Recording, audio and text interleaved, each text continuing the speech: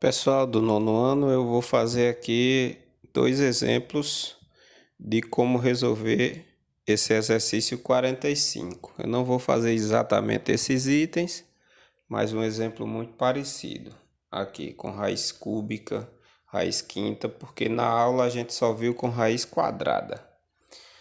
A ideia é a mesma de raiz quadrada. Por exemplo, aqui, exemplo A, a gente tem 3 sobre raiz cúbica de 2. Então eu repito, para racionalizar eu repito 3 sobre raiz cúbica de 2. 3 sobre raiz cúbica de 2.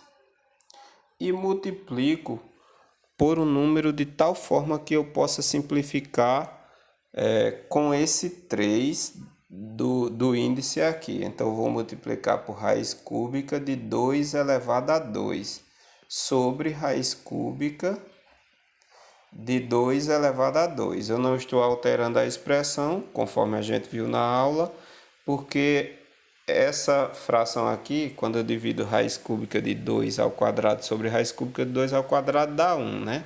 Conforme a gente viu na aula. Mas, por outro lado, eu vou ter,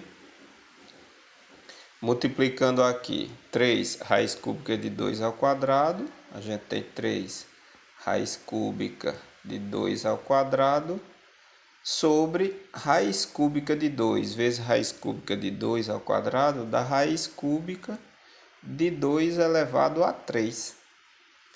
Lembre-se que aqui no expoente a gente tem 1, né? No expoente do 2 aqui a gente tem 1. Somando 1 daqui mais 2 dá 3. Por isso que raiz cúbica de 2 elevado a 3. Então a gente conseguiu o nosso objetivo, né? No numerador a gente tem 3 raiz cúbica de 2 ao quadrado, que é 4, né? Sobre, simplificando aqui o expoente com o índice, o 2 sai do radical, né? Então você fica com 2 no denominador, né? Raiz cúbica de 2 ao quadrado é 2. Ponto final, está encerrado aqui esse exemplo, né? Muito parecido com o que vocês têm no item A. Agora vamos a outro exemplo para vocês fazerem o item B. Vou apagar este. Vamos lá, exemplo B.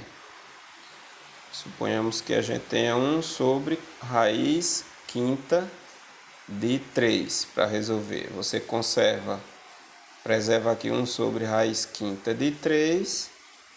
E usando aquela mesma ideia que a gente tinha há pouco, você vai ter que multiplicar por raiz quinta de 3 a quarta, para quando eu somar 4 mais 1 que eu tenho aqui, dê 5, né?